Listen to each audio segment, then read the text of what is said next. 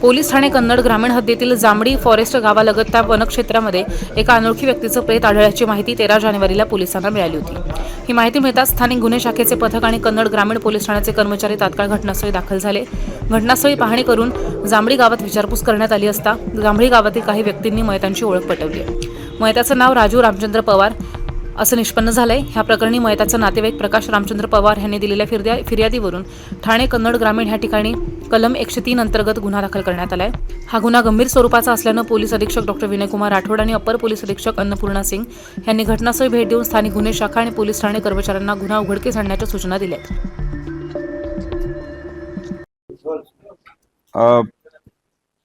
कन्नड ग्रामीण पोलीस स्टेशनच्या हद्दीमध्ये 13 तारखेला आम्हाला अशी माहिती मिळाली की जांभडी फॉरेस्ट एरिया जो आहे त्या ठिकाणी एका अज्ञात व्यक्तीचे प्रेत आढळलेले आहे पाण्याच्या ओढ्याकाठी। जेव्हा तिथं माहिती घेतली असता त्याची ओळख पटली आणि त्याचं नाव त्याच गावातील राजू रामचंद्र पवार वय वर्ष 45 ह्याची आहे ती बॉडी अशी माहिती मिळाली। त्या अनुषंगाने जे पोलीस स्टेशनचा स्टाफ तिथे तात्काळ पोहोचला। LCB PI त्याचबरोबर ॲडिशनल SP SDPO हे सर्व त्या ठिकाणी पोहोचले।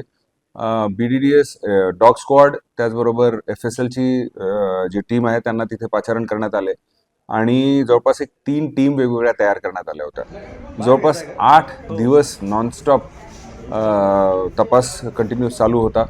या गुन्ह्यामध्ये सगळ्यात मोठा चॅलेंज हा होता की ती जी घटनास्थळ होते ते फॉरेस्ट एरिया होता, जंगल एरिया होता, त्यामुळे तिथे कुठलाही साक्षीदार किंवा कसलेही CCTV कॅमेराज किंवा इतर डिजिटल एव्हिडन्सेसचा कसलाही तिथं आम्हाला मदत होत नव्हती। परंतु मला अतिशय अभिमानाने सांगावंसं वाटतं की आमची टीम तिथे खचली नाही आणि LCBची टीम असो ज्यामध्ये PI LCB त्याचबरोबर दोन्ही ऑफिसर्स आहेत, त्याचबरोबर पोलीस स्टेशनचे इन्चार्ज आणि त्यांची टीम SDPO कन्नड ग्रामीण हे नॉनस्टॉप 8 दिवस जवळपास 70 ते 80 वेगवेगळ्या साक्षीदारांना त्यांनी तपासले। जे संशयित होते त्यांना वेगवेगळं घेऊन तपासलं आणि काल 20 तारखेला आम्ही सकाळी डिजिटल एव्हिडन्सेस व इतर गुप्त माहितगार यांच्या सहाय्याने जे आरोपी आहेत काय नाव राजू जोधा पवार यांची पत्नी आहे तिला व त्याच्या मुलाला धीरज यांना आम्ही ताब्यात घेतले। त्यांना विश्वासात घेऊन जेव्हा विचारपूस केली असता त्यांनी हा खून केल्याचं त्यांनी मान्य केलं।